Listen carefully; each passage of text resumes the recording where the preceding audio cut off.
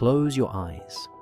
In a moment, you're going to wake up somewhere you may have visited before, but 500 years too early. The Tower of London, July 1483. Two boys live inside those walls, a 12-year-old who should be king and his 9-year-old brother. In a few days, they will vanish. No one will ever find them. No one will ever know what happened, except you. The hum dies first. That low electrical pulse you've never noticed, the fridge, the wiring in the walls, the charger on the nightstand, all of it fading like a held breath let go. The mattress hardens beneath you. The foam flattens, stiffens, becomes something dense and unyielding. Your sheets turn rough against your skin. The streetlight orange behind your curtains thins to grey, then nothing. The air changes. Cold pushes in from every direction, damp, alive, carrying something ancient and organic.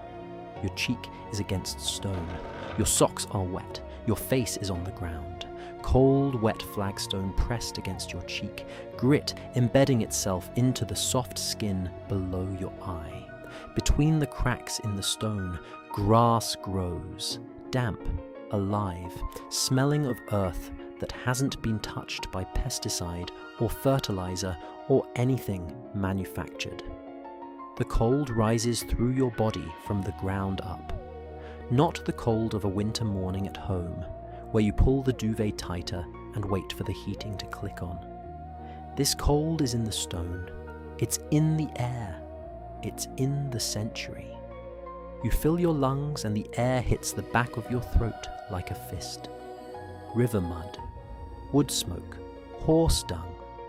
Something rotting in a corner where nobody will clean it, because the concept of public sanitation is 300 years away.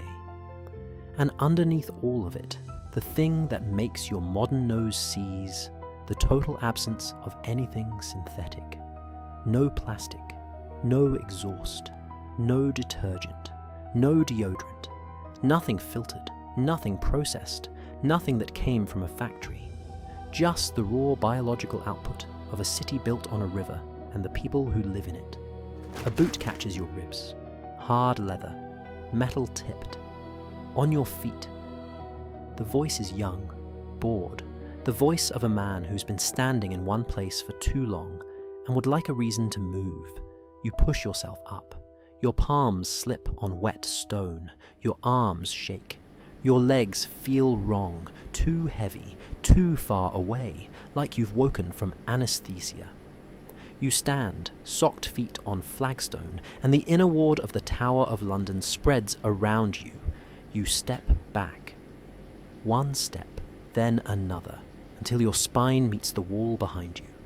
Rough stone through the thin cotton of your t-shirt. Real and cold, and nothing like anything you pressed your back against yesterday.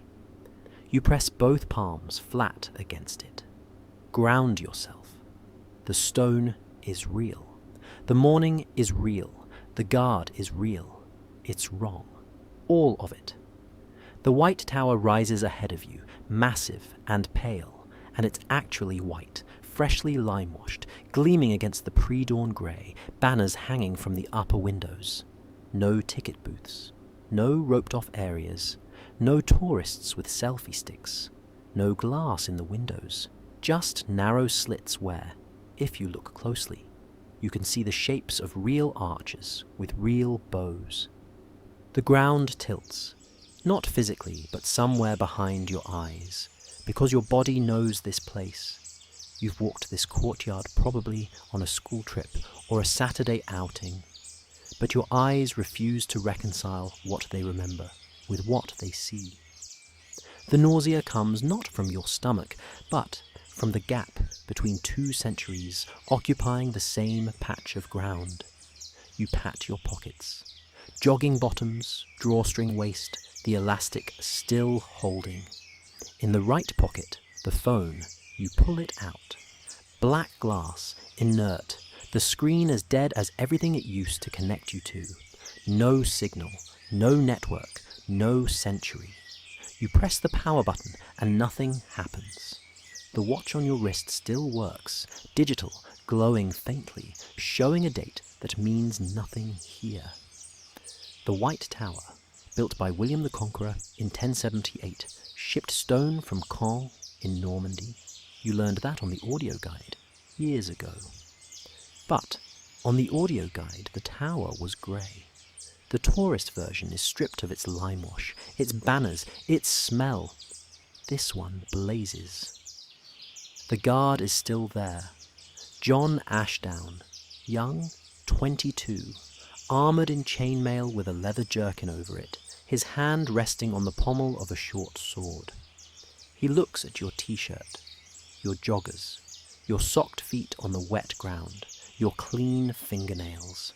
His face is working through something, not anger, not fear, but the expression of a man encountering an object that doesn't belong to any category he possesses. Who are you? How did you get in? A figure emerges from the chapel across the ward, grey-haired, stooped slightly, a rosary clicking against his hip as he walks. Brother Thomas. He crosses the wet grass with the unhurried pace of a man who has been walking this ward for 30 years and sees no reason to rush now. He steps between you and the guard and places one hand in the air, palm out, the medieval gesture for calm down. This pilgrim is under the chapel's care, said quietly, said with the weight of 3 decades of taking in strays that nobody else wants to deal with. Thomas turns to you. His face is close now, creased, sun-damaged, kind. A face built by weather and prayer, and the kind of patience that only develops in people who've spent their lives listening to other people's confessions. The rosary beads in his hand are wooden, worn smooth by thousands of repetitions, clicking softly against each other. His robe smells of incense and damp wool, the smell of devotion without dry cleaning.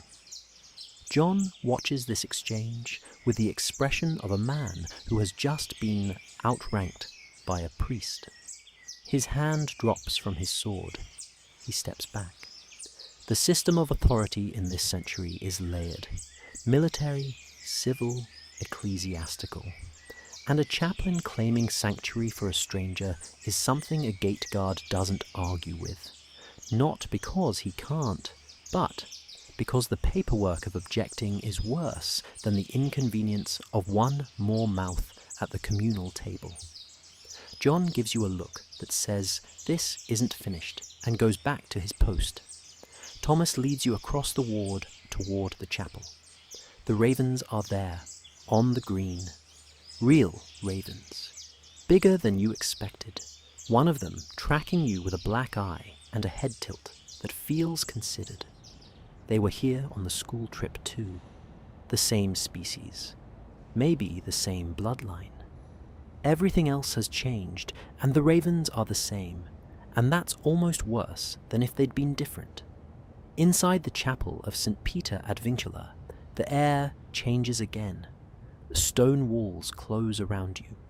Candles burn in iron sconces. Beeswax, the smell so physical it presses against your sinuses like a thumb. Narrow windows let in thin grey light. The damp is in the mortar, in the stone, in the air itself. Centuries of moisture trapped inside walls that have never known a dehumidifier. Thomas sits you on a stone pew, and the cold goes through your joggers and into your thighs like water soaking upward. He asks gentle questions. Where are you from? How did you come to be here?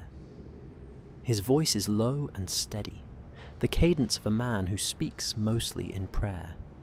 You manage, far away, I was travelling, I don't remember. He nods. He accepts this with the practiced compassion of someone who has sheltered confused strangers before and will again. He takes your hand, turns it palm up, examines it. No calluses, no scars. Fingernails too clean, cuticles intact. In this century, hands are a biography, trade, class, history, all written in the skin. Yours reads as impossible. The hands of a person who has never gripped anything harder than a keyboard. You try to explain. The words form in your head, clear, logical, absurd. I'm from the future. I woke up here. I don't know how.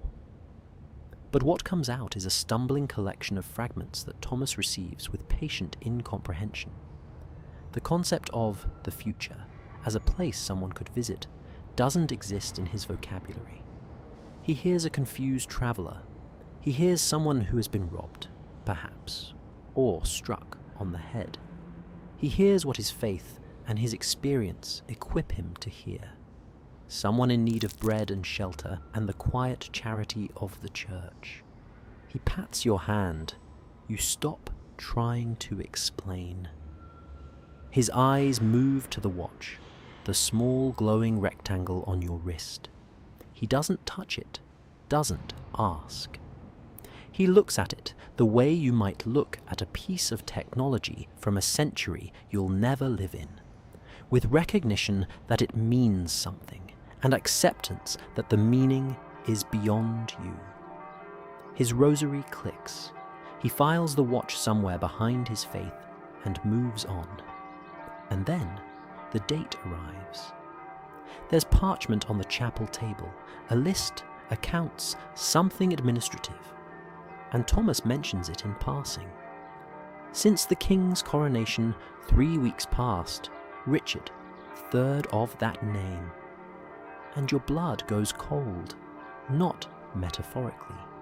You feel it happen. The temperature drops in your veins, in your fingers, in the back of your neck. July 1483. Richard III, the Tower of London, the princes. Everything you've ever learned about this moment arrives at once, like a door kicked open. School history. The princes in the tower, murdered by their uncle. Shakespeare. Now is the winter of our discontent. The hunchback villain, the crown. A documentary you half-watched on a rainy afternoon. The Wikipedia article you read at 2 a.m. Falling down a Tudor history rabbit hole. The bones under the staircase, found in 1674, reburied in Westminster Abbey. The debate, Richard III, the Duke of Buckingham, Henry Tudor. The skeleton found under a car park in Leicester in 2012. All of it, crashing into the present like a wave into a wall. You sit down on the stone pew because your legs won't hold you. The boys are upstairs, somewhere in this complex, alive, today, right now. A 12-year-old who should be king and his 9-year-old brother. You know their names, you know their ages, you know what happens to them. Thomas breaks bread, dense, dark, the crust thick as tree bark. He holds it out. Eat. An instruction, not an invitation. You take it. Your hands shake badly enough that crumbs fall on the stone floor. The bread is nothing like the bread you know, sour, heavy, the grain not fully milled, grit between your teeth. The crust is hard enough to make your jaw ache, but it fills your stomach in a way that supermarket bread never has, slow, dense, present. Thomas leads you through a passage to the kitchens and delivers you to Margaret. This one needs feeding and putting to use. Margaret Thirlwall, 45, arms like rope coiled under linen sleeves, a face that long ago lost the capacity for surprise. She looks at your hands, your clothes, your socked feet. The assessment takes 3 seconds. Can you carry? You nod. Then carry. The kitchen is a cavern. Heat hits you from 10 feet away. A fire big enough to roast an entire animal. Flames licking toward a blackened ceiling. Pottage bubbles in a pot the size of a bathtub. The smell of turnip and salt and something you can't identify. Bread loaves on a stone counter, steam still rising through the crust. Margaret hands you a basket of wet linen. It weighs more than anything you've voluntarily lifted in your life. The handles dig into your palms, wicker on soft skin, the pain immediate, specific. Your arms are shaking within 30 seconds. She shows you how to wring a sheet. 2 hands, twist in opposite directions, squeeze the water out. Simple. She does it in one motion. You try. The sheet is heavier wet than you thought, 10 pounds of soaked linen that doesn't want to cooperate. You twist, and the sheet fights you. Water runs down your arms, soaking the t-shirt to your skin. The wringing produces a dribble where Margaret produced a stream. She watches, says nothing, takes the sheet from you and wrings it in 3 seconds. The water that comes out of her version could fill a cup. Yours barely dampened the ground. The last time your arms hurt this much, supermarket bags. 4 plastic bags, 50 meters from the car to the kitchen door, and you swapped hands twice. This basket is heavier than all 4 bags combined, and the yard is further, and there is no car. Agnes appears, 14, quick-eyed, Margaret's daughter. She reaches out and touches your t-shirt between thumb and forefinger, the way a jeweler handles a stone. Her fingers move across the cotton, assessing. Her face changes. What is this cloth? She handles fabric every day of her life. She's been sorting linen since she could walk. And this is wrong. Too even, too fine. No visible weave, no imperfections. Cotton this regular shouldn't exist for another 4 centuries. Machine-made cloth in a world of hand looms. She holds the hem and stares at it, and you have no answer that makes sense. You follow Margaret across the cobblestoned yard. Every step is a negotiation. Wet socks on uneven stone, no soles, no arch support, just cotton on rock. The basket pulls your shoulders forward. Behind you, in the kitchen, voices drop to murmurs. You catch fragments. The boys. Someone says Will Slaughter is still attending them, the others dismissed. A silence falls, the kind where everyone decides at the same time to stop talking about the thing they were talking about. Your palms are raw, the skin is peeled back where the basket handles pressed, pink flesh underneath, the first blisters forming. You look at your hands and think about every complaint you've ever made about carrying anything. No washing machine, no tumble dryer, no iron, no detergent. Just wet linen, cold water, wooden paddles, arms, and hours. What takes Margaret all morning takes your washing machine 40 minutes. But Margaret doesn't know that, and your washing machine is 500 years away. Margaret points to the laundry yard, a stone trough, wooden buckets, a well with a rope that looks like it was made from something alive. You'll start there. Ask Agnes if you don't know something. She's already walking away.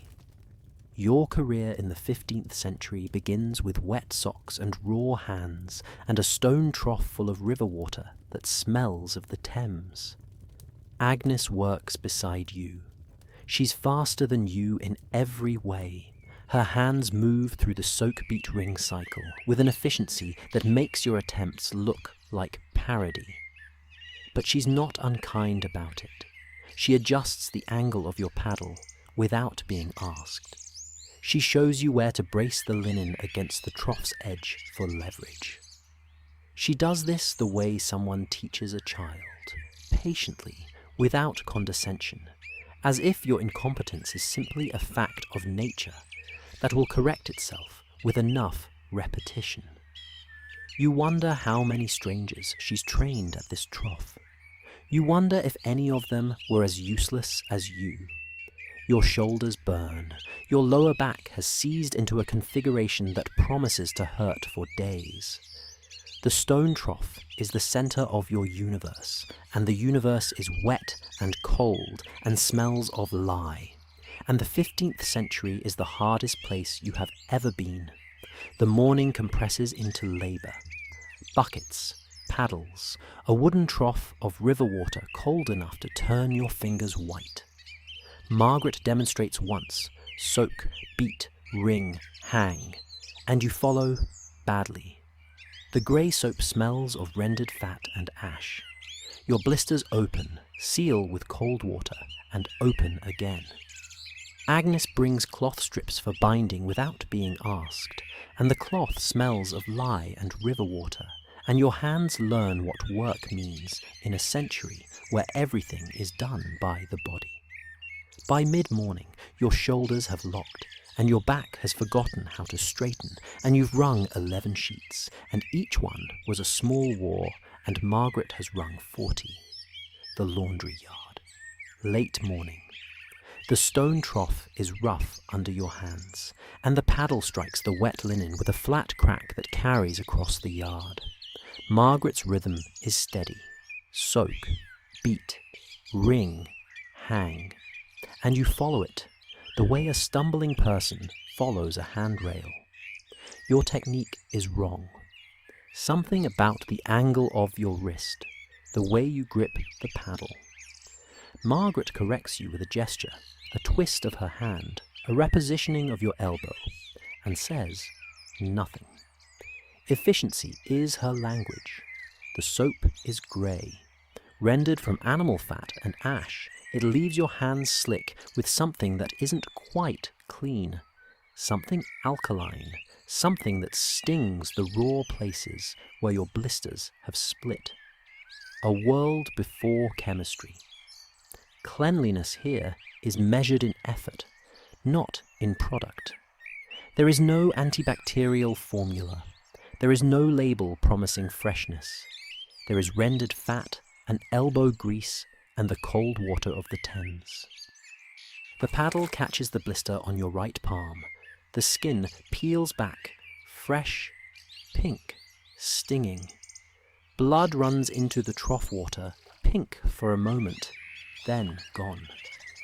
Agnes is beside you before you've registered the pain. She wraps your hand with a strip of cloth, quickly, without comment, without stopping her own work. She's been binding her mother's blisters since she was old enough to tear linen. Agnes pulls at the waistband of your joggers. Not roughly, curiously. The elastic fascinates her. She tugs the drawstring, watches it retract. It just holds. She's never encountered elastic. The concept doesn't exist in her world. Her own clothing is held together by laces, pins, and the precise tying of knots, every garment a small engineering project that must be constructed each morning. Your joggers are magic to her. Self-closing trousers from a century she can't imagine. The phone. She's noticed the bulge in your pocket. You pull it out. The black rectangle, glass and metal, dead weight. Agnes takes it in both hands. She turns it over the way a museum curator handles something fragile and precious. Glass? She says. What is it for? You open your mouth and close it. What is a phone for? In a world without electricity, without networks, without the infrastructure that makes the glass rectangle into something more than glass, it's for nothing. It's a smooth stone with no edges. You take it back and put it in your pocket, and the weight of it is the weight of everything you used to be. Margaret works and talks. 20 years in the Tower. 3 constables, 2 kings, 1 usurpation. She tells you that the linen she washes has wrapped the bodies of executed lords, men who entered through the Watergate and left in smaller pieces. The Tower is a workplace, a village, a prison, and a palace, and the boundaries between those functions shift depending on who's wearing the crown this month. You draw water from the well. The rope burns your already raw palms. Hemp, thick as your thumb, rough as sandpaper. The bucket comes up heavy. River water, cold enough to make your wrist bones ache. You taste it. Silty, mineral, nothing like tap water. Alive with the Thames. In your century, this water would be tested, filtered, treated, declared unsafe. Here, it's what there is. The mechanics of a well are something you've never considered. There's a windlass, a wooden drum with a handle, and the rope wraps around it as you turn. But the bucket at the bottom weighs nothing, and the bucket full weighs everything. And the transition between the two happens at the exact moment your forearms are already burning. You haul. The handle slips. The bucket drops 3 feet, and your shoulder nearly comes out of its socket. Agnes catches the handle from behind you. She's stronger than she looks. Her hands are calloused, her grip firm. And together, you bring it up. You have to brace, she says. Lean back. She shows you. You try again. It's marginally better. Your arms will remember this well for days. Margaret talks about the princes as if she's discussing weather she can't control. They arrived in May. Edward, the older boy, 12, was supposed to be crowned king. Then their Uncle Richard declared the boys illegitimate. A preacher named Ralph Shaw gave a sermon about it at Paul's Cross. Richard took the throne instead, and the boys, the former king and his brother, were moved to the Garden Tower, their household stripped to a single servant, their visitors reduced to figures who arrive after dark and leave before dawn. Margaret says this while wringing a sheet. Her voice doesn't change. She's learned that surviving in the tower means talking about power the way you'd talk about the river, as something that flows, shifts direction, and occasionally drowns people. You know this tower by another name, the Garden Tower. The tourists call it the Bloody Tower, a name that won't be invented for another century, a name that commemorates what's about to happen inside it. Your hands have stopped moving in the water. The information is settling in your stomach, like something swallowed whole.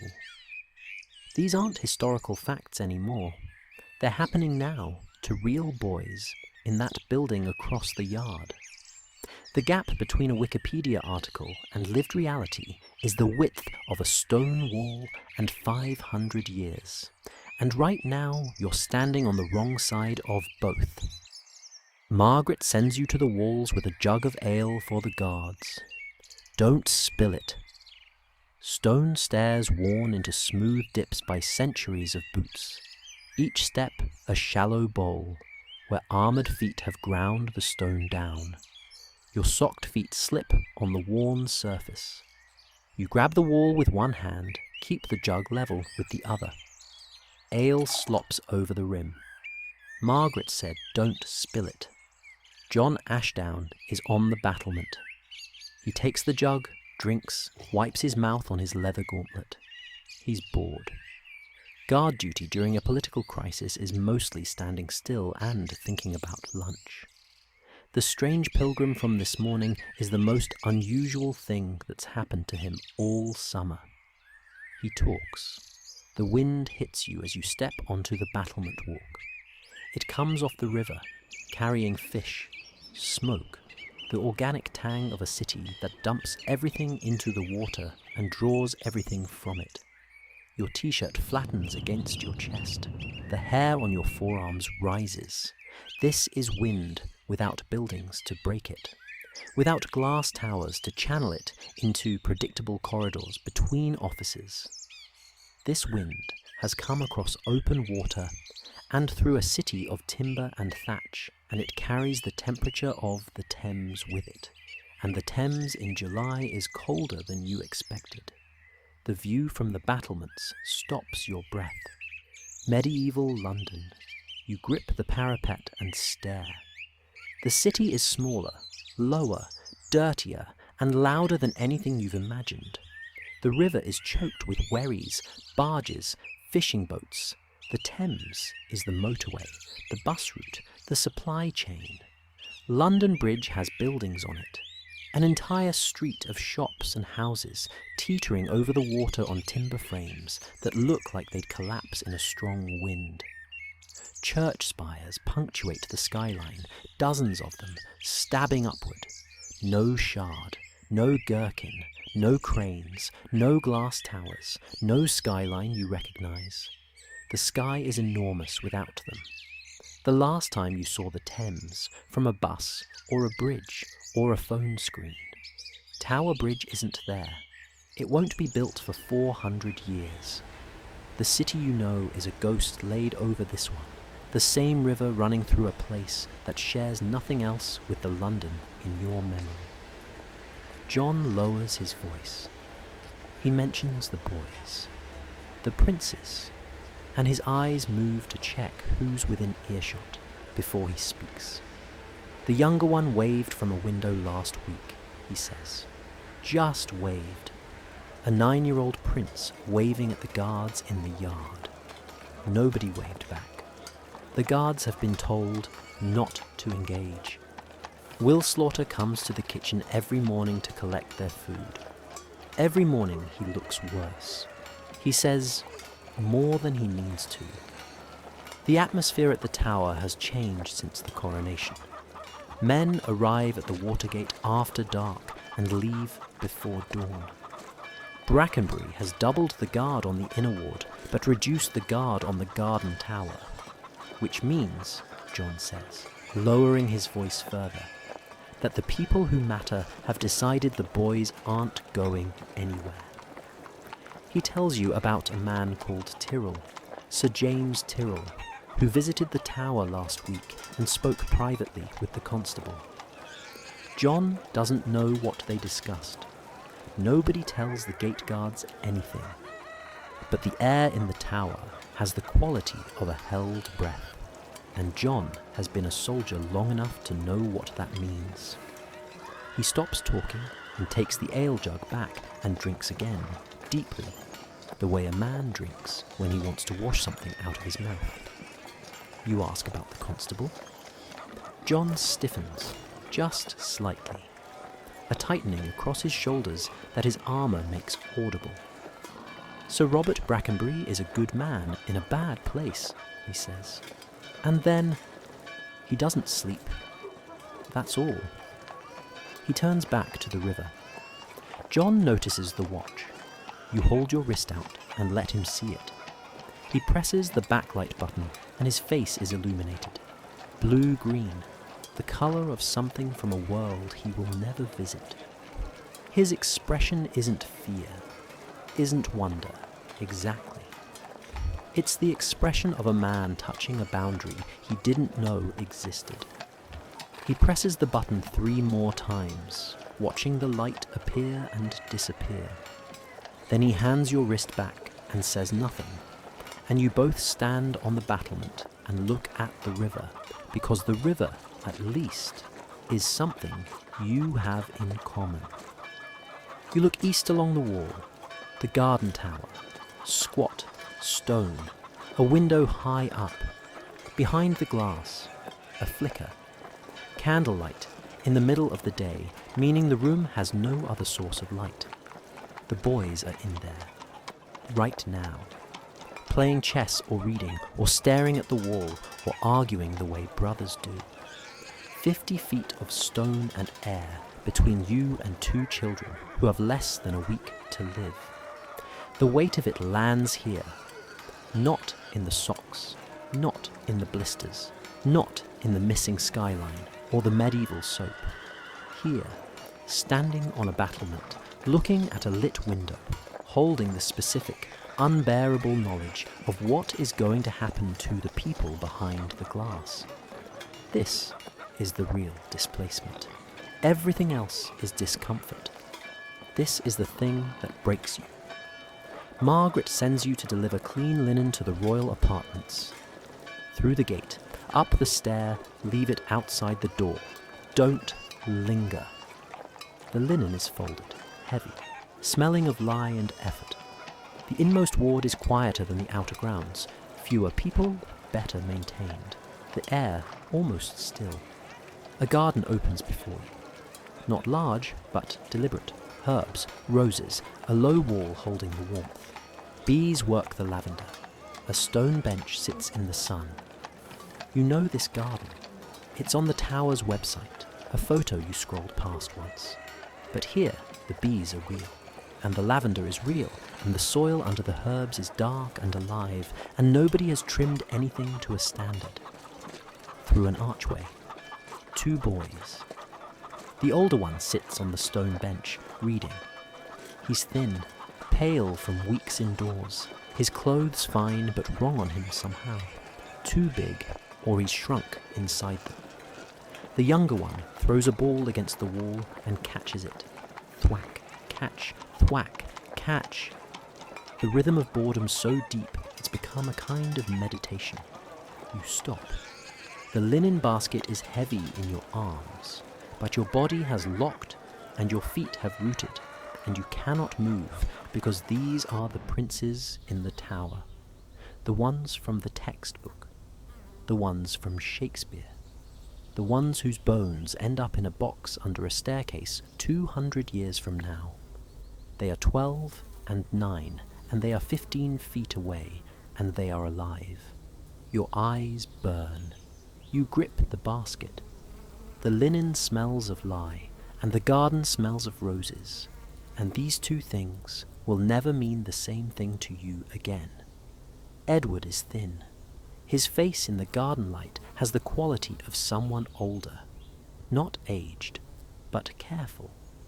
A 12-year-old who has learned that carelessness has consequences. He reads with the concentration of a person who has nothing else to do, because reading is the last territory they can control. He speaks English, French, and Latin. He was educated for a crown. None of it saves him. The younger prince, Richard, sees you. He grins, drops the ball, walks toward you with the directness of a 9-year-old who has never been told he can't approach anyone he pleases. "Who are you?" he asks. Edward looks up from his book. His eyes move over your clothes, your socked feet, the basket. He says nothing. He's past asking strangers questions. Richard reaches for your wrist. Before you can react, his small fingers close around it, and he turns your hand palm up. He sees the watch. His eyes go wide, the same blue-green backlight that fascinated John. But on Richard's face, the wonder is unguarded, unself-conscious, the pure curiosity of a 9-year-old encountering something impossible. "What is this?" he says. He presses the button. The light appears. He presses it again. His grin is enormous. It's like trapped firelight. He looks up at you. "Where did you get it?" You can't answer. You're looking at a boy whose face is lit by a small rectangle of light from a century he will never reach, and the beauty of his delight is the worst thing you have felt today. Edward watches from the bench. He doesn't come closer. He doesn't ask to see. He's 12, and he has learned that marvels are things that belong to other people. Will Slaughter appears from a doorway, thin, anxious, a towel slung over his shoulder. "Leave it. Go." The words come out fast. Not cruel, protective.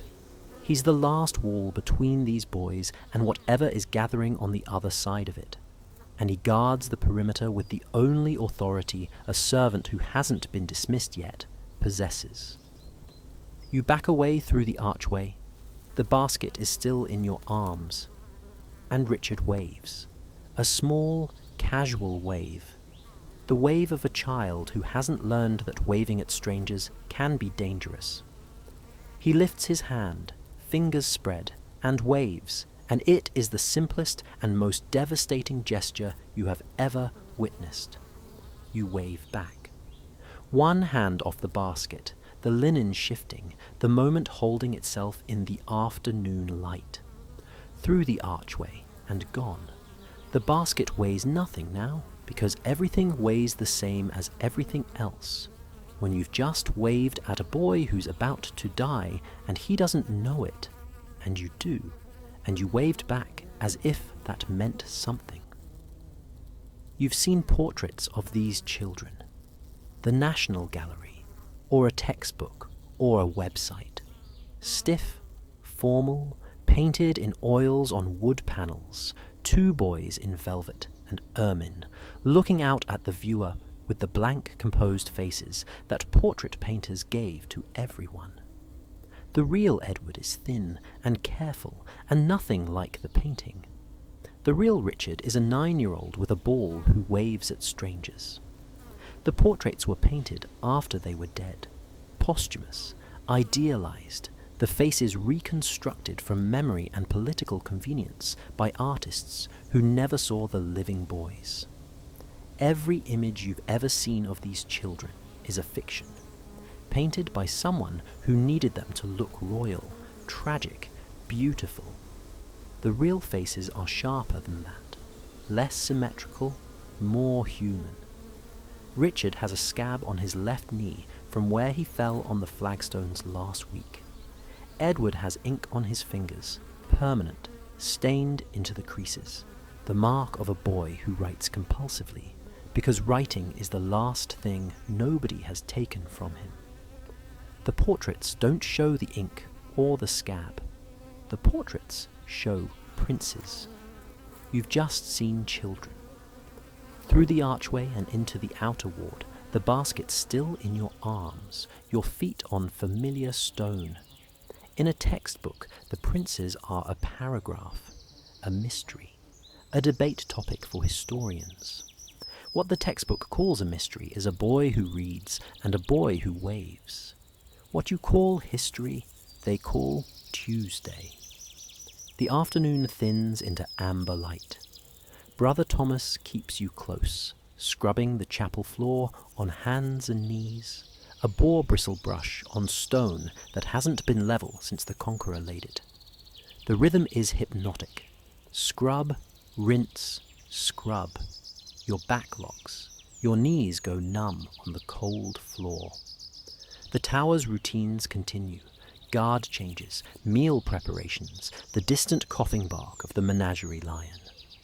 But underneath the routine, something is tight. People speak in shorter sentences. Margaret, who gossips freely about everything, goes silent when the royal apartments come up. You catch John staring at the garden tower window from his post. "Not your concern," he says, and turns away. The evening meal is approaching, and your body aches in places you didn't know could ache, and the amber light is turning the white tower the colour of old bone. The great hall fills with noise and firelight.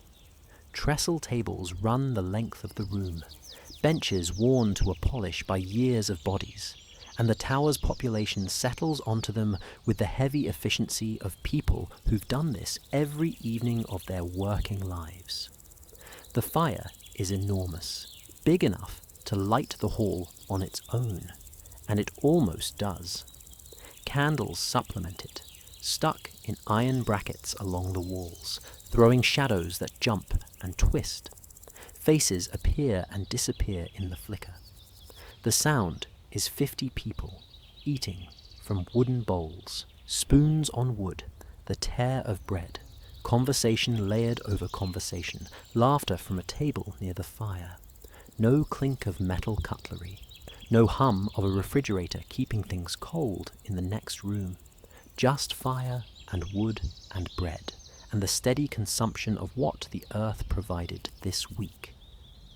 You sit between Margaret and Agnes on a bench that creaks when you shift your weight.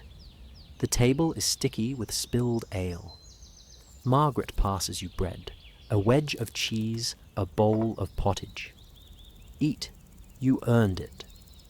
The pottage is thick, turnip, salt, something you can't name.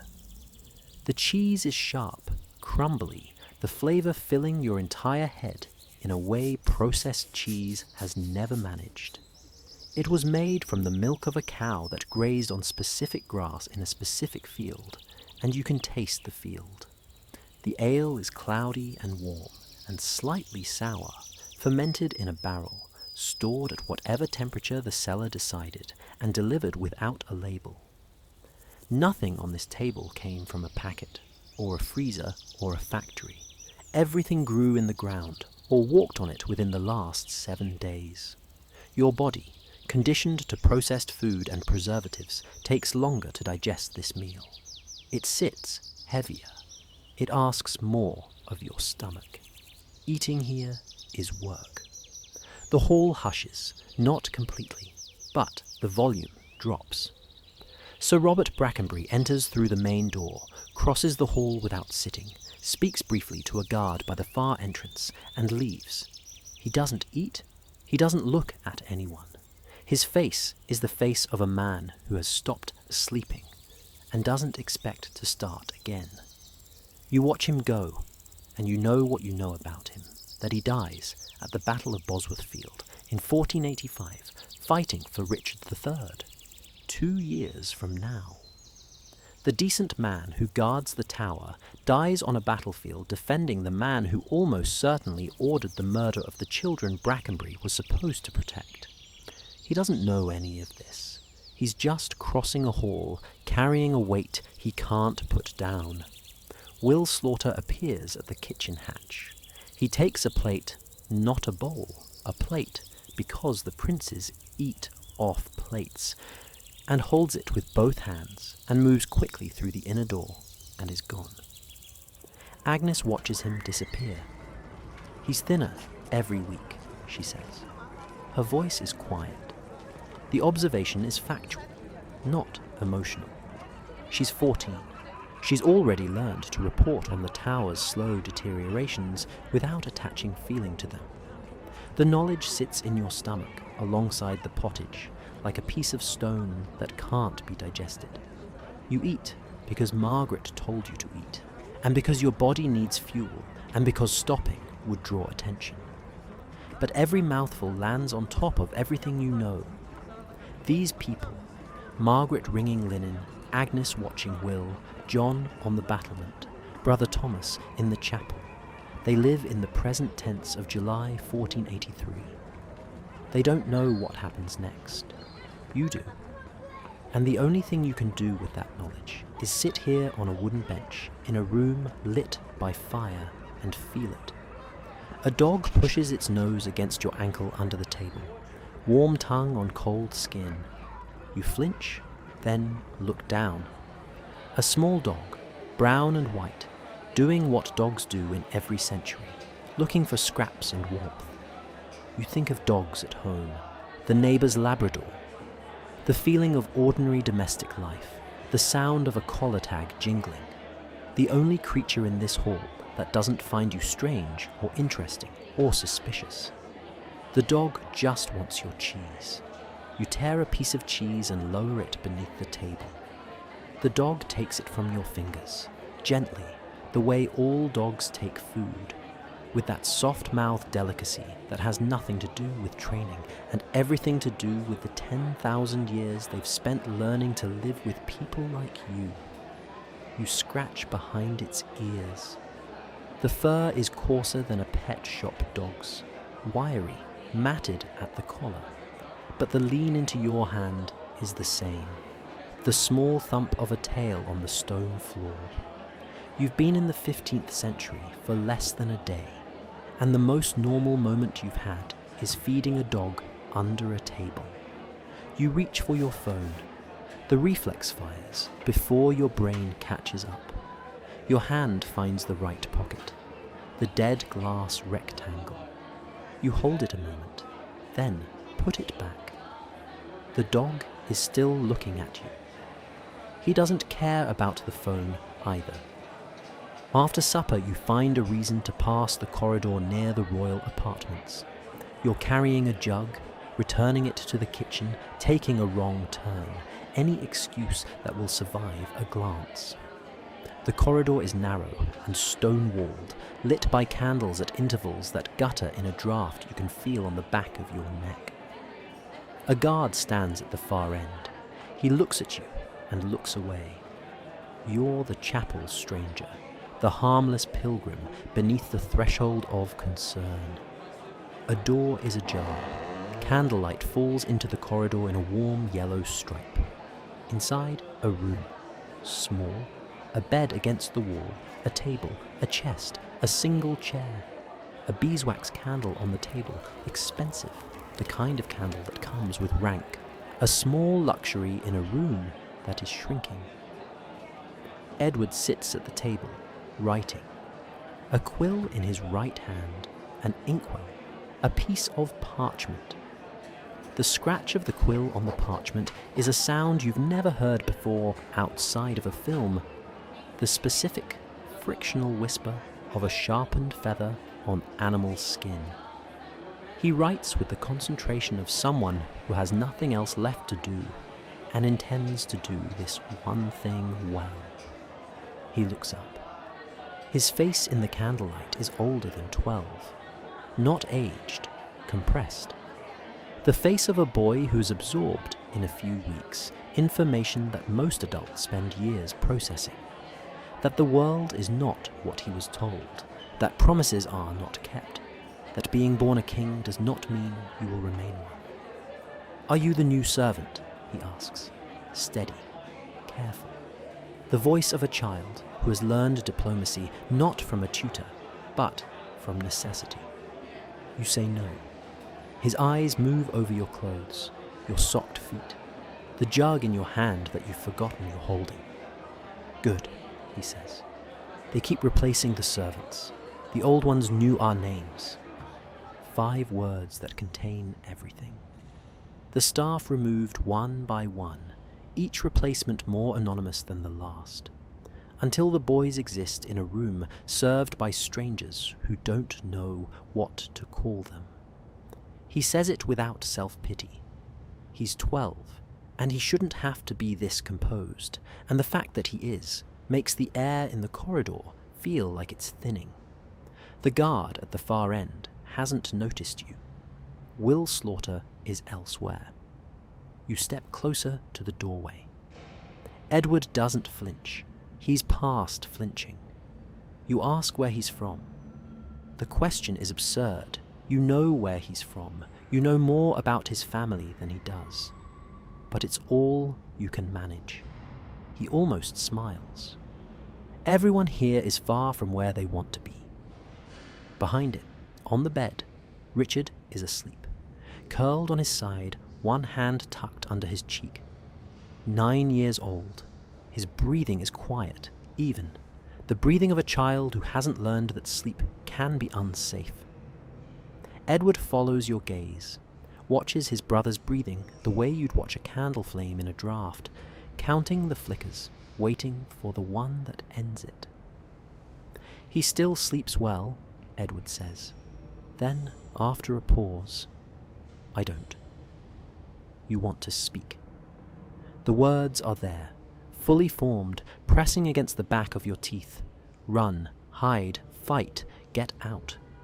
But in what vocabulary? With what authority? You're a stranger in wet socks carrying a jug you don't need, standing in a doorway where you shouldn't be. Even if you could sit him down and explain everything, the conspiracy, the uncles, the staircase, the bones. He's a 12-year-old boy in a locked tower with no allies and no exit. And the knowledge you're carrying would only make the remaining days worse. You can't save him by telling him. You can only make him as afraid as you are. The most important words you've ever needed to say die in your throat. And the taste of them is bile and pottage, and the specific flavor of helplessness that comes from knowing that silence is the kindest thing you can offer a child who is about to be erased. You wonder what he's writing. A letter to his mother. Elizabeth Woodville, hiding in sanctuary at Westminster Abbey, petitioning for her son's release with the frantic energy of a woman who knows the game is already lost. A diary, recording the shrinking parameters of his world. Fewer servants, fewer candles, fewer reasons to believe the coronation is still coming. Or something else entirely. A 12-year-old's attempt to make sense of a situation that has no sense in it. The way children sometimes write down the things they can't say aloud, because paper doesn't argue back. You'll never know. Nothing written by the princes during their time in the tower has survived. Whatever lies under Edward's quill will be lost, burned, or buried, or simply thrown away by someone who had no reason to keep the writings of a dead boy. Edward turns back to his writing. The quill scratches, the candle flickers, Richard breathes. The conversation is over. You step back into the corridor, and the cold hits you. The temperature difference between that small, candlelit room and the stone passage is the difference between being alive and being in a building that doesn't care whether you are or not.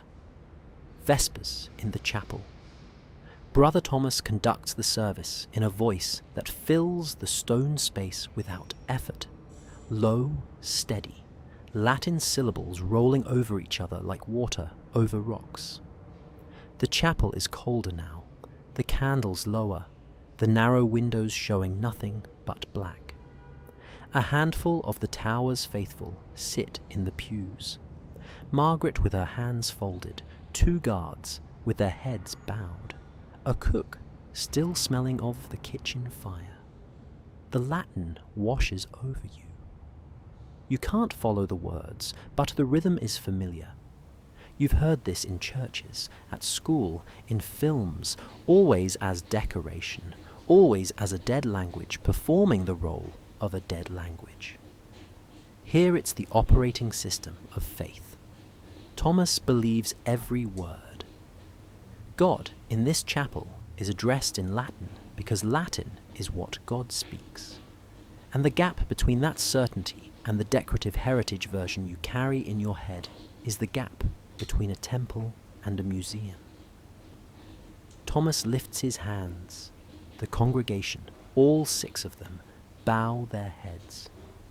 The Latin prayer rises into the stone vault and hangs there, vibrating in the cold air. You close your eyes, and the sound is not unlike music, though it has none of the structure you associate with church music at home. No organ, no choir, no microphone, no amplification of any kind.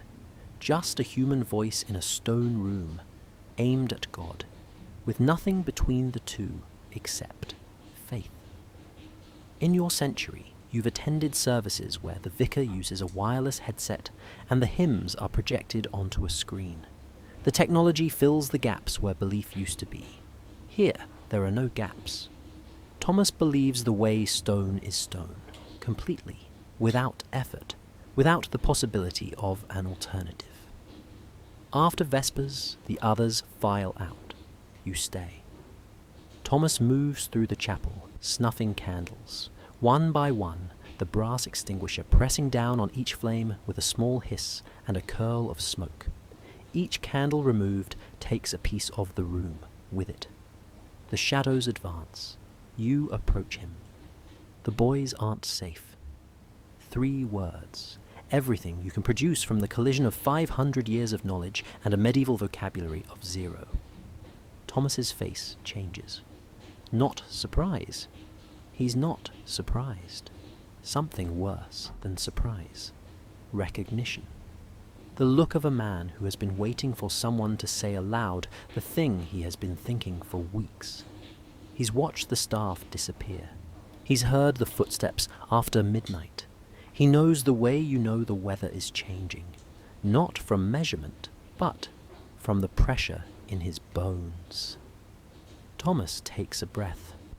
You watch his chest rise under the robe, a slow, deliberate inhalation, the kind a man takes when he is choosing between what he believes and what he can do about it. The candle nearest to you gutters, and for a moment his face is half lit, half shadowed, the creases deeper than they were this morning, the eyes older. He has aged since dawn. You have both aged since dawn.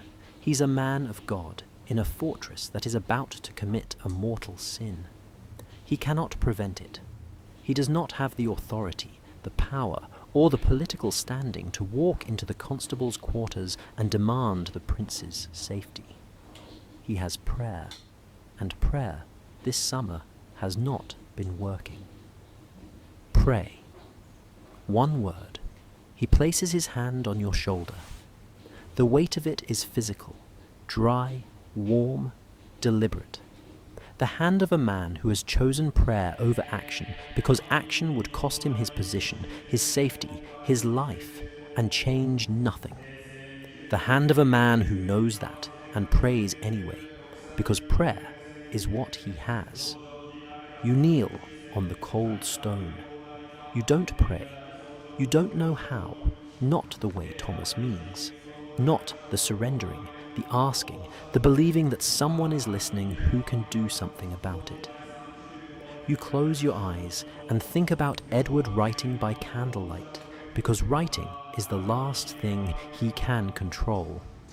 And Richard asleep on the bed because he hasn't learned yet that sleep can be taken. And the ball against the wall, thwack, catch, thwack, catch, the sound of a child filling time that is running out. The weight of every history lesson you ever sat through without feeling anything lands on you here. Every documentary you half-watched while eating dinner. Every Wikipedia article you skimmed at midnight. You passed the test. You got the marks. You knew the dates and the names and the outcomes.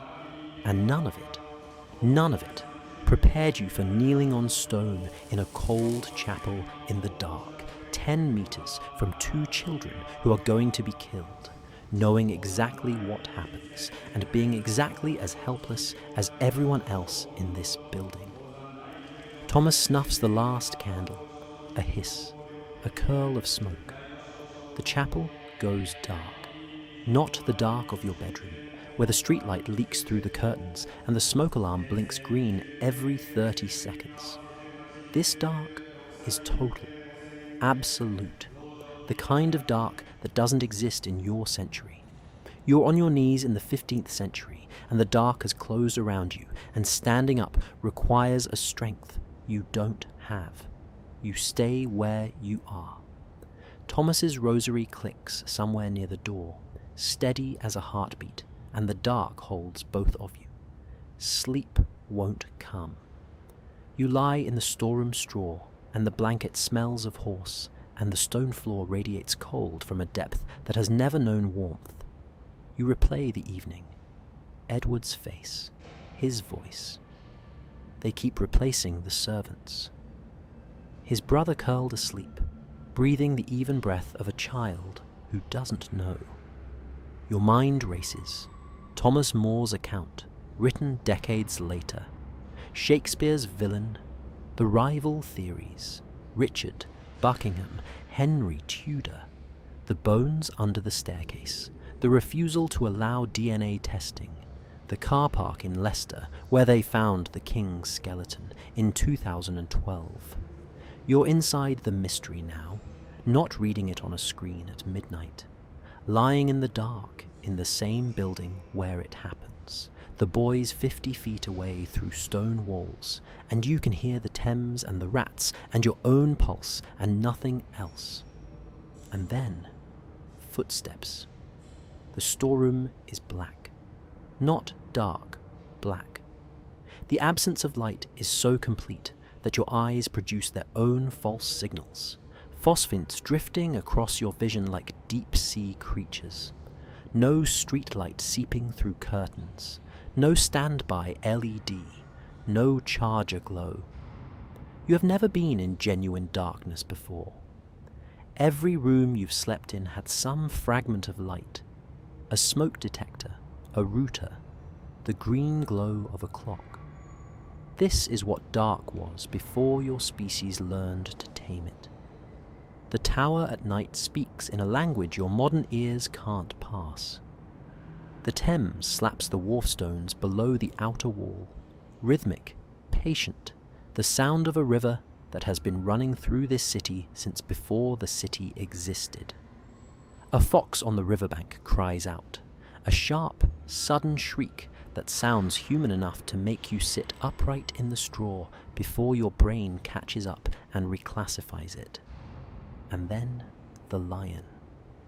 The menagerie lion, somewhere in the outer ward, producing a sound that is less a roar than a low coughing vibration that travels through the stone floor and into the bones of your pelvis and your spine. A sound so deep your body hears it before your ears do. Your bedroom at home, the fridge hum, the phone charging on the nightstand, its screen lighting up every few minutes with notifications from a world that runs 24 hours a day.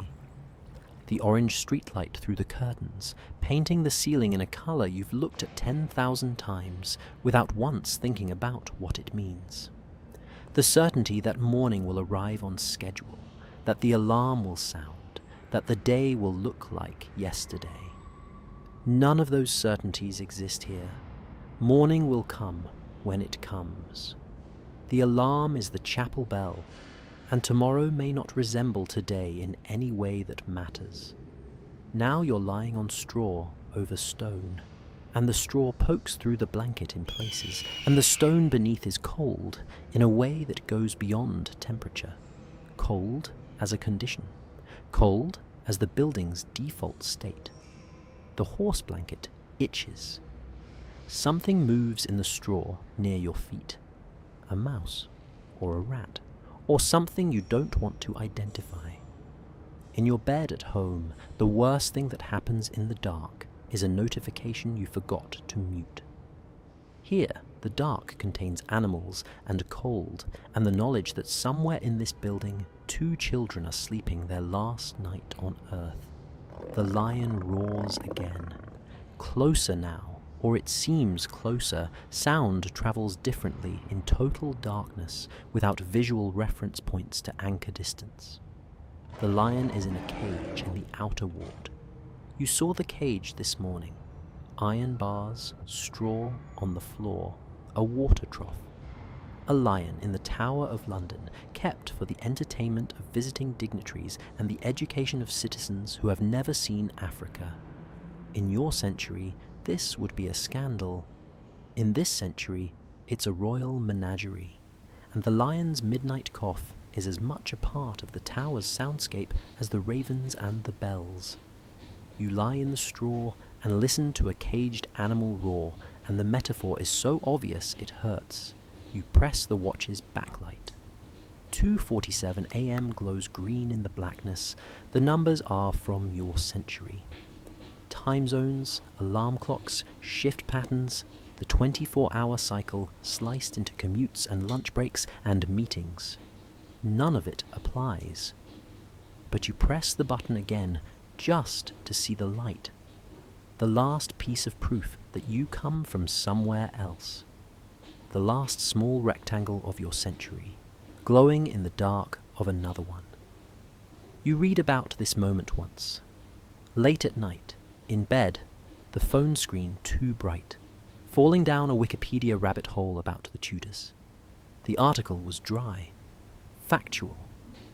It referenced a painting, John Everett Millais, 1878, The Princes in the Tower. 2 boys on a bed, golden-haired, clinging to each other, a dark shadow falling across the stone staircase behind them.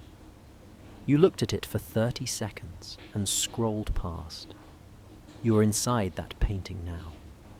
The shadow is real. The staircase is real. And the boys are not golden-haired figures on a canvas. They are a 12-year-old who can't sleep and a 9-year-old who can. And the distance between the painting and the night is the distance between art and murder. Footsteps, not the guards' regular patrol. You've been lying here long enough to learn the rhythm. The slow, bored circuit every quarter hour, the metal clink of armor, the pause at the corner. These footsteps are different, purposeful, multiple sets, leather soles on stone moving quickly through the inner ward, and they are heading toward the royal apartments. You're up before the decision is made. Your body moves without consulting your mind. Straw rustling, blanket thrown back, the cold hitting your arms through the t-shirt like a slap. Bare socked feet on stone, through the storeroom door.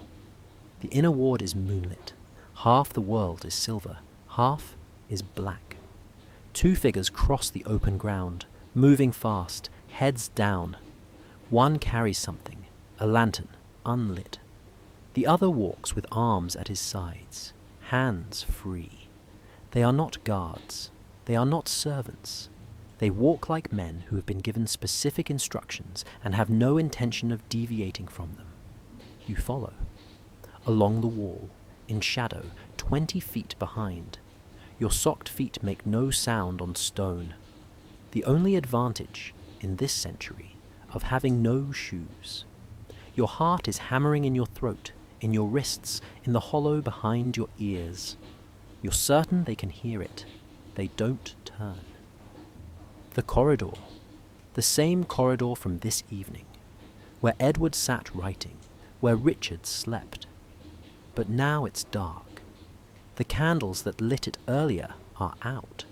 No flame, no glow, nothing but thin bars of moonlight falling through the arrow slits and striping the stone floor.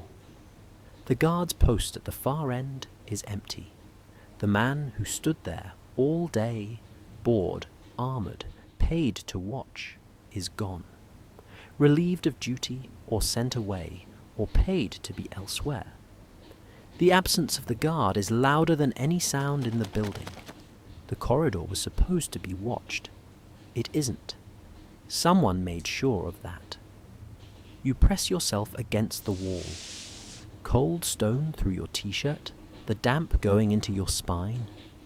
10 feet from the door to the prince's chamber.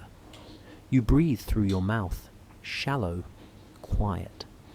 The stone tastes of damp and age and the dust of centuries that haven't happened yet. You could intervene. The thought arrives with crystalline clarity. You could step into the corridor, put yourself between the door and the men, shout, make noise, raise an alarm. You could bang on the door. You could run to the guard station and scream that the princes are in danger. You could do something, anything. And the thought dies as quickly as it arrives, because you're barefoot and unarmed, and you weigh 60 kilos, and the men in the corridor have swords and orders, and the backing of the King of England. And the best case, the absolute best case, is that they kill you first, and then do what they came to do anyway. And the princes die 90 seconds later than they would have otherwise. And the only difference your sacrifice makes is a slightly larger stain on the corridor floor. You press your back against the stone, and you stay where you are. And the shame of that decision will be with you for the rest of your life. A third figure is already at the door, larger than the other two, waiting. He has a key. He knew they were coming. This is coordinated. 3 men, a key, an empty guard post, a night when the corridor happens to be unwatched. The key turns in the lock. The sound fills the corridor, heavy iron, the mechanism grating, metal on metal. A sound that should be small, but in this silence is enormous. The door opens. The figures enter. It swings inward, slow, deliberate. Inside, the candle, Edward's candle, the one he was writing by, the beeswax candle that smelled of a luxury the room no longer deserves, is extinguished. You see it happen in the thin light, fingers pinching the wick. The flame dies. The warm yellow stripe under the door vanishes. The corridor goes completely dark. You stand in the dark and you hear sounds.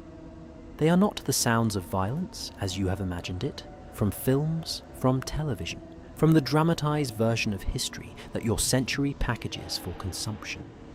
There are no screams, no crashes, no dramatic struggle. A scuffle. Something shifts. Furniture, a bed, weight redistributed.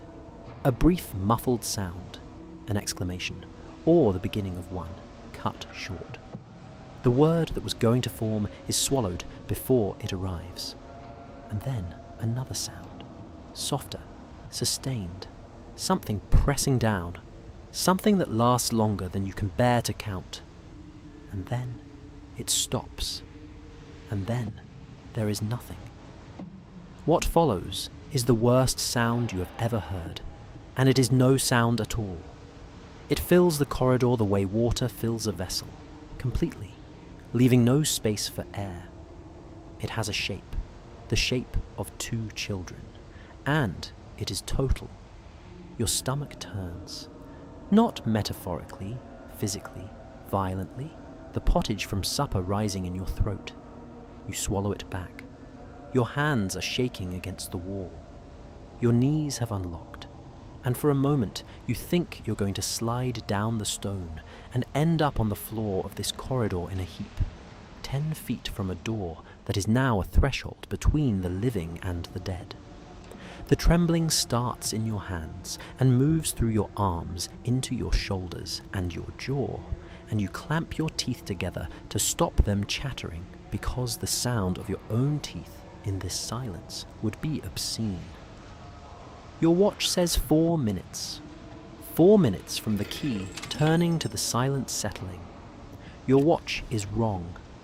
Not mechanically. Mechanically, it's the most accurate thing in the building.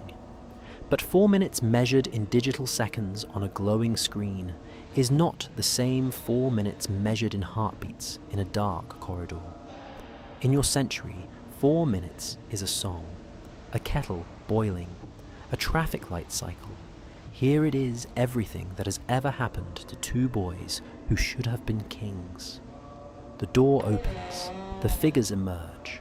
One of them carries something wrapped in cloth, heavy, awkward, held against the chest with both arms. The shape is wrong. The weight distribution is wrong. Everything about what he's carrying is wrong in a way your mind refuses to examine. They move down the corridor, toward the staircase, methodical, quick, the efficiency of men completing a task. You follow on legs that have stopped belonging to you. Your mind is doing something strange. It's separating from the moment, floating slightly above the corridor, trying to become the observer you trained yourself to be in history lessons and documentaries. The objective viewer, the one who notes facts and dates and causes. But the separation won't hold. The corridor pulls you back. The cold on your arms pulls you back. The sound you heard, the sound you will never be able to describe accurately to another human being, because the English language does not contain the right words for the sound of something being done to children in the dark, pulls you back. You are not an observer. You are a witness. And the difference between those two things is the difference between reading about a fire and smelling the smoke. Your hand trails along the wall, cold stone sliding under your fingers, the only proof that you're moving and not standing still while the building slides past. Every footstep is a betrayal. You should be screaming. You should be throwing yourself at these men, blocking the corridor, doing something, anything that justifies your presence in this century. But you are a stranger in socked feet in the wrong century, and the men have swords and the boys are already gone, and the screaming you hear is entirely internal and it changes nothing. One of the figures glances back. A stripe of moonlight from an arrow slit catches his face. Hard, anonymous. A face with no distinguishing features that you will remember for the rest of your life and search for in every history book you ever open. The face of a man doing a job he was paid to do, in a century where this kind of job exists. He turns away. You are beneath notice, a shadow, a pilgrim, a nobody standing in a corridor in wet socks, the staircase, a spiral stair in the white tower, narrow, stone, each step worn into a smooth dip by boots that climbed it when it was new. The figures descend. You stand at the top and listen. Below, the scrape of stone on stone. Masonry being shifted, heavy blocks grating against each other. They work quickly. Something is placed, lowered into a space beneath the floor. Something is covered. The stones are replaced.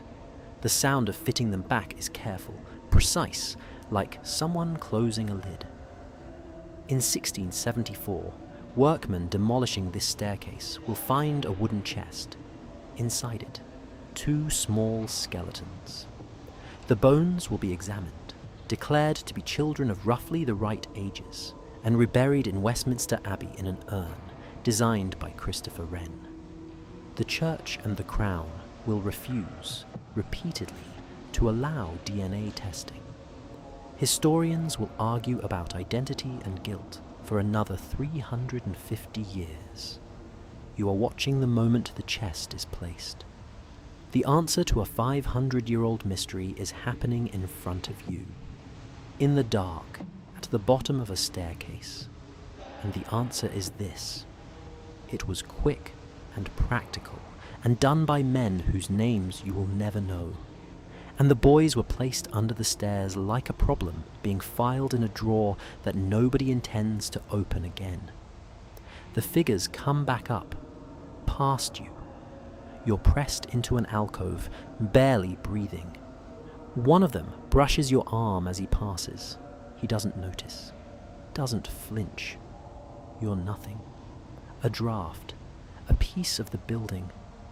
They walk out into the inner ward, and the moonlight takes them, and they're gone. 3 men, absorbed by the night, as if the night had sent them, and is now taking them back. The staircase is quiet now. The men are gone. The inner ward has absorbed them the way still water absorbs a thrown stone. A brief disturbance, then nothing. Somewhere in the tower, a guard is back at his post, pretending he was never away. Somewhere, a key is being returned to a hook. Somewhere, 3 men are washing their hands in Thames water, and the water carries what it carries to the sea. The machinery of concealment is already operating. By morning, the only evidence will be the silence from the garden tower and the absence of 2 faces at the window. You sit down on the top step. The stone is cold. Your whole body is cold, not from the temperature anymore, but from something deeper, something the stone is conducting into you from beneath, from the place where 2 children now lie. Below your feet, the stones are back in place. Nothing looks different. Nothing looks disturbed. In the morning, someone will walk down these stairs carrying firewood or a bucket, and they will step on the stones, and they will not know. You don't cry. You've been waiting for yourself to cry since the key turned in the lock, but it doesn't come. Crying requires a response that is proportionate to what happened. No response is proportionate. There is no emotion large enough. You sit on cold stone that covers 2 children, and you feel the cold come up through everything you are. You've stood on this staircase before. You were a tourist. You had a ticket and an audio guide and a paper map with a coffee stain on the corner. There was a sign, a small placard, the kind the tower puts on everything. The bones of 2 children, believed to be the Princes Edward and Richard, were found beneath this staircase in 1674.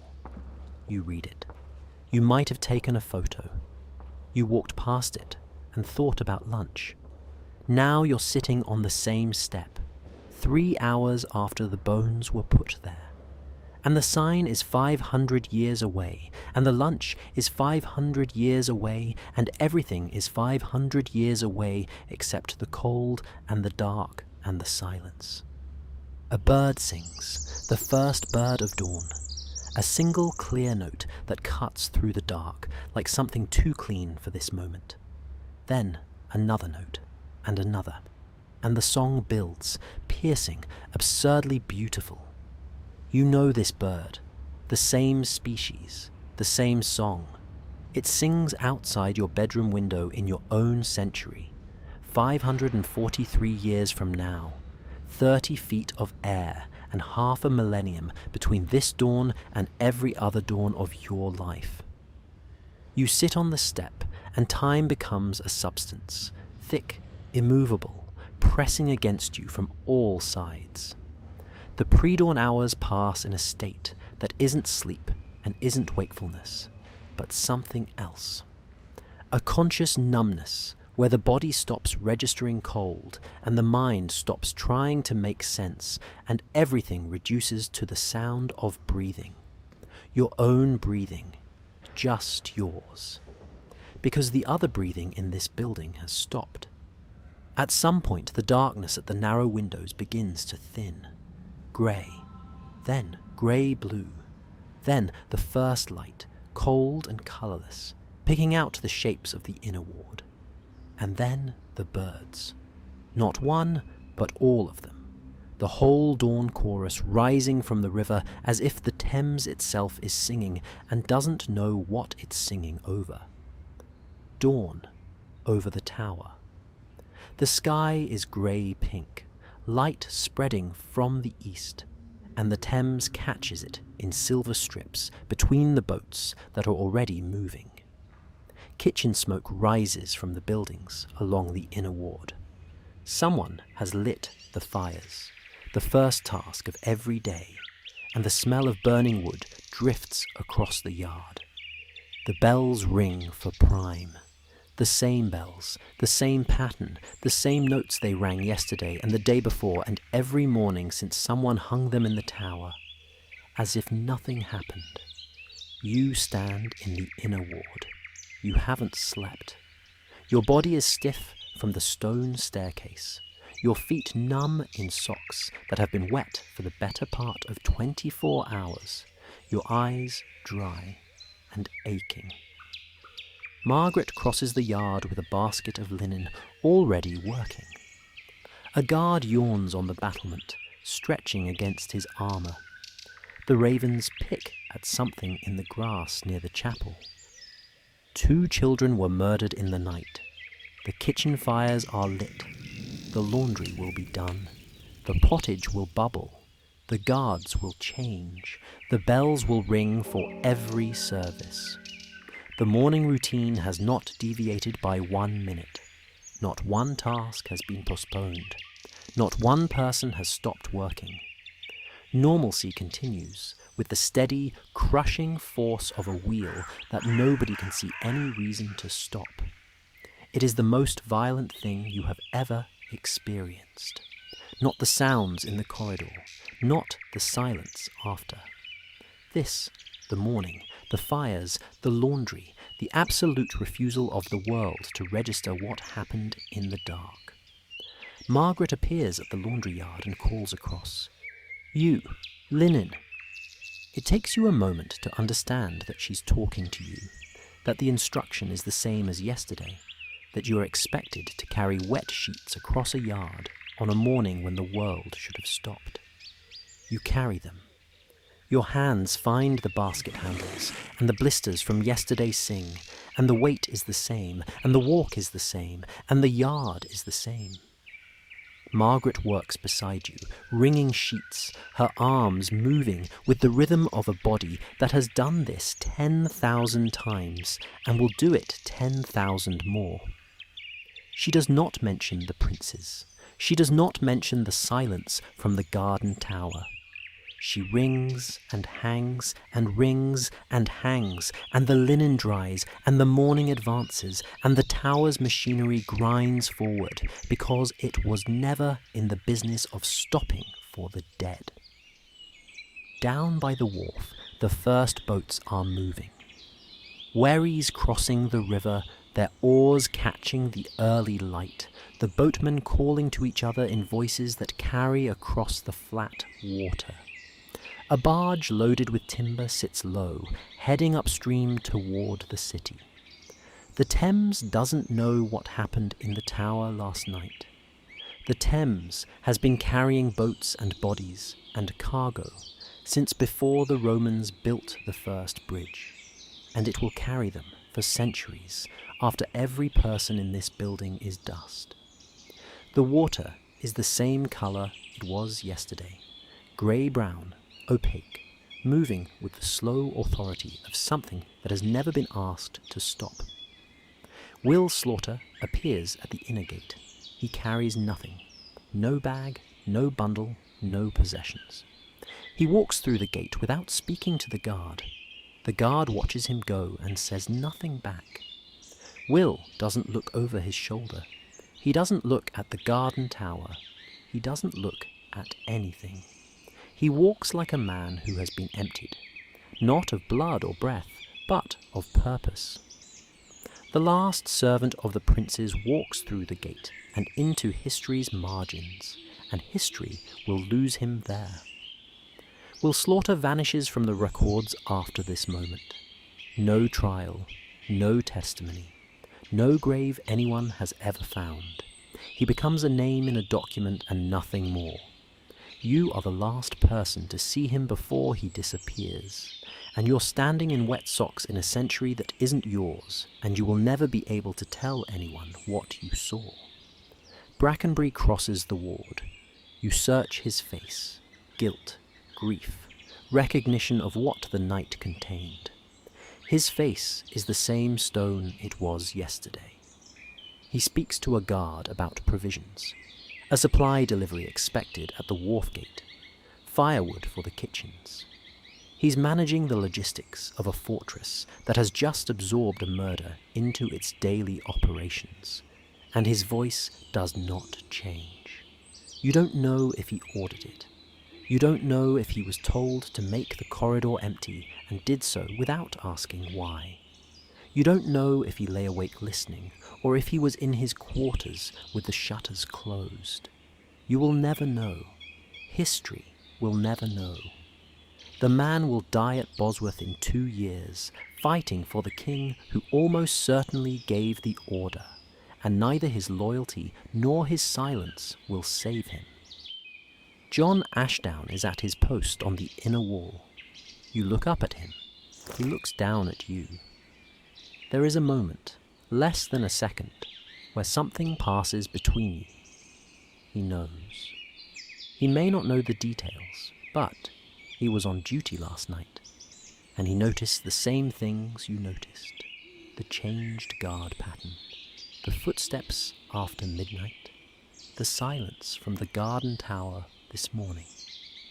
His face holds something you recognize from your own reflection in the well water. The expression of a person who has seen something they cannot unsee and cannot speak about, and will carry until they die. He turns away. You turn away. 2 people in the same yard, in the same morning, sharing a knowledge that will never be exchanged in words.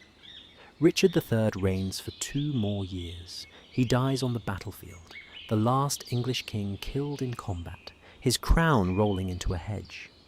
Henry Tudor picks it up. The Tudor dynasty builds an entire mythology around the evil uncle who murdered the princes, the hunchback, the villain, the monster. Shakespeare writes the play. Students study it. Actors perform it. Historians argue about guilt and motive and method for 500 years and counting. Nobody finds the truth. The truth is a dark corridor and a turned key and a silence you will never be able to describe in words anyone would believe. In your century, everything is documented. Video, audio, text, screenshots, social media posts, CCTV footage, metadata. A child can't fall off a bicycle without a camera catching it. Here, knowledge dies with the people who hold it. Thomas will say nothing. Margaret will say nothing. John will grow old and flinch at questions. The princes are already becoming a silence that will last 500 years. And the silence starts now, in this yard, with the smoke rising and the ravens picking at grass and the bells ringing as if they have something to celebrate. You walk to the garden, through the archway.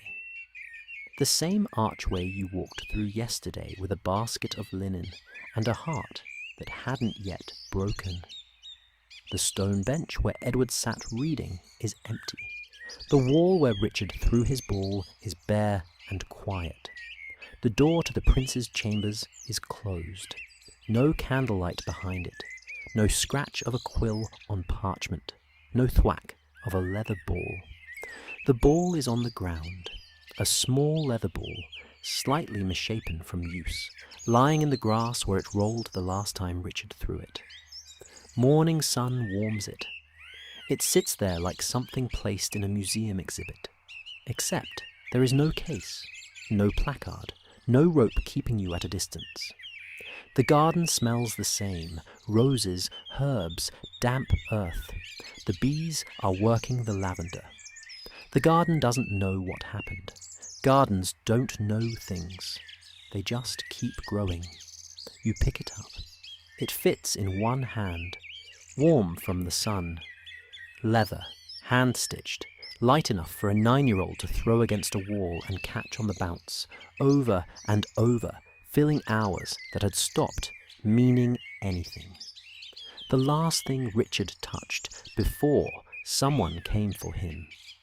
You hold a dead child's toy in the same hand that held a phone yesterday, and the difference between the two objects is the difference between a world that remembers its children and a world that buries them under stairs. The quiet is inside you now, not the absence of traffic or electricity or the constant background hum of modern life. A different quiet. The quiet of knowing something you cannot share, cannot fix, cannot undo. The quiet of holding a thing that belonged to someone who was alive yesterday and is not alive today. A quiet that doesn't have a name in any century. Brother Thomas comes through the archway. He doesn't speak. He takes your hand, the one not holding the ball, and stands beside you. His hand is dry and warm, calloused from decades of clasped prayer, and the grip is firm. Two people in a garden, one from 1483 and one from a century that hasn't been imagined yet, sharing a silence that neither of them will ever break. His eyes are wet. He knew. He didn't know the details, the key, the corridor, the staircase, but he knew something was coming the way a body knows a storm is coming. And he said Vespers last night, and he prayed, and the prayer didn't work. And the morning came and the boys are gone, and the garden is empty, and prayer is the only thing he has left, and he will use it again today, because that is what he does. You stand together for a long time. The sun moves across the garden wall. The bees work. A wren lands on the bench where Edward sat, reading, and hops twice and flies away. Thomas's breathing is steady beside you, the breathing of a man who has regulated his body through decades of prayer and fasting and the careful maintenance of a composure that is, this morning, coming apart at the seams. His hand in yours trembles once, very slightly, and you squeeze back, and the pressure between your hands is the only conversation you need. Everything that matters has already been said by the silence and the empty bench and the ball on the ground.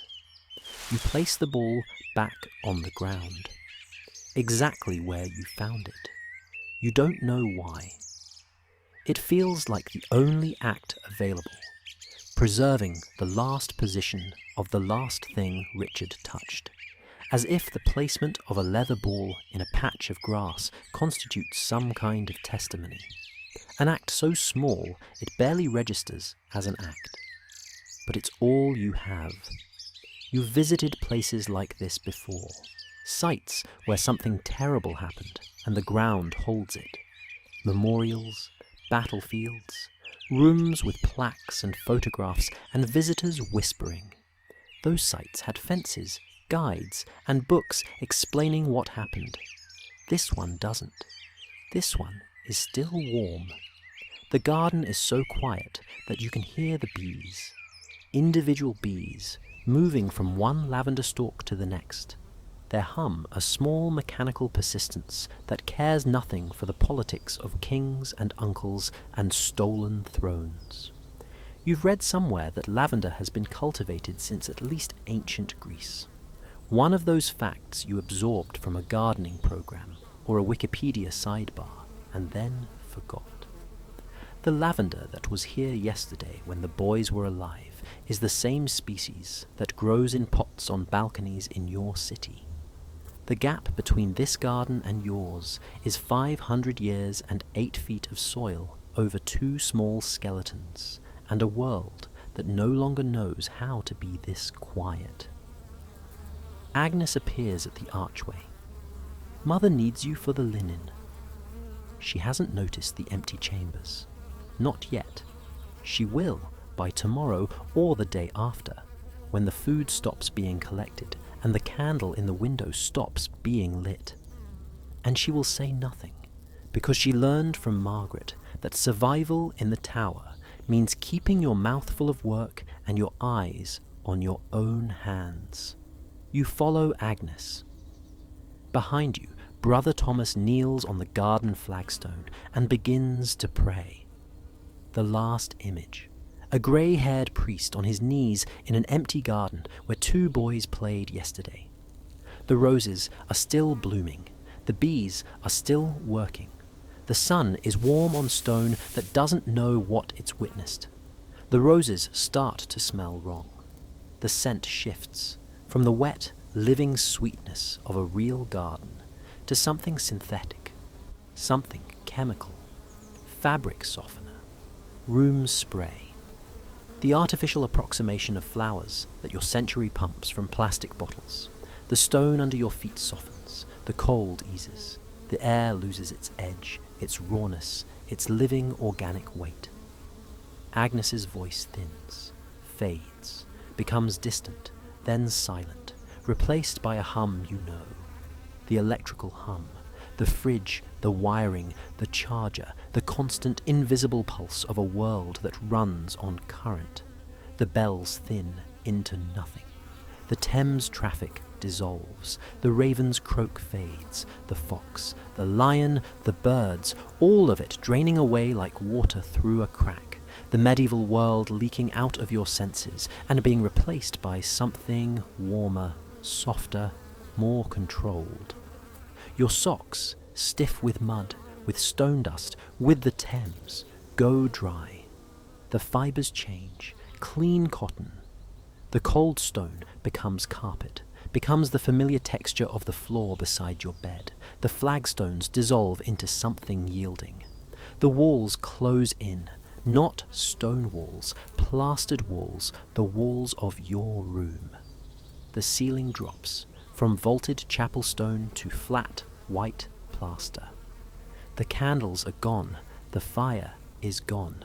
The honey-coloured medieval light is replaced by the orange glow of the streetlight filtering through your curtains. The duvet materializes, warm, synthetic. Light, impossibly light after the horse blanket that smelled of animals and hay. The pillow catches your head. Memory foam, manufactured, engineered for comfort. The distance between 1483 and now measured in thread count and polyester filling, and the precise industrial manufacture of something designed to make sleep easy. You are in bed, your room. The phone on the nightstand is glowing with a notification you will never read the same way again. The watch on your wrist shows the correct date.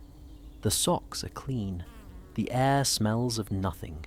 No wood smoke, no river mud, no horse manure, no beeswax, no rendered fat.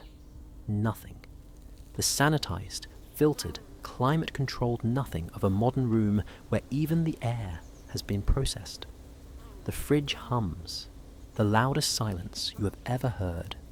You lie still and listen to it. The mechanical purr of a compressor keeping food cold in a box. A sound so ordinary you've never once registered it as a sound, and now It fills the room like a roar. The fridge keeps things fresh. The fridge preserves. The fridge does, effortlessly and without thought, the thing that the entire 15th century couldn't do for two boys in a tower. Your palms ache. You look at your hands in the streetlight glow. The blisters are gone. The skin is smooth, soft, unblistered. But the hands remember. A phantom tenderness, like the echo of a grip that was held too long. The rope at the well, the paddle, the basket handles, the linen, the muscle memory of a day spent carrying things in a century where carrying things was the entire economy. Your hand is empty, but the shape is there. The small leather ball, the size of a child's fist. You can feel the stitching, the warmth of the morning sun on the leather, the weight of a toy made by hand for a boy who threw it against a wall because he had nothing else to do and no one to tell him what was coming. The ball is not here. It's 500 years behind you, 6 feet underground, covered by stone that someone replaced in the dark. You think about telling someone. For a moment, lying in the dark with the fridge humming and the streetlight painting the ceiling orange, you imagine it, sitting someone down, a friend, a colleague, a stranger in a pub. I know what happened to the princes in the tower. And then what? The story has no evidence, no proof, no photographs, no recordings, no documents, just a memory, your memory, of sounds in a dark corridor and shapes in moonlight and a key turning in a lock. It would sound like a dream. It would sound like something you read about too much and then hallucinated. And the worst part is that you'll start to wonder yourself in a week or a month or a year whether you were really there, whether the stone was really cold, whether the boy really waved. Memory is unreliable. You know that from your century. Eyewitness testimony is the least trustworthy evidence in a courtroom.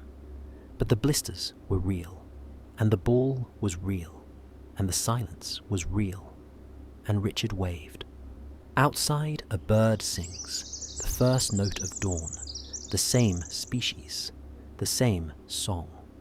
The bird that sang outside the Tower of London on the morning of the 26th of July, 1483, sings now outside your window, separated by 543 years and 30 feet of ordinary English air. The bird does not know what century it's in. The bird just sings. You lie in the dark and listen, and you know exactly what century you're in, and the knowing is a weight you will carry in a place that has no name.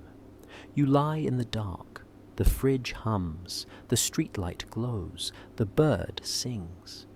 You think about a 12-year-old who writes by candlelight because writing is the last thing he can control. A 9-year-old who waves at strangers because he hasn't learned not to. A ball on the ground in a garden, bones under a staircase, a priest on his knees, a servant walking through a gate carrying nothing, the silence that followed you home. The vault closes its door. The moment returns to stillness. Sleep.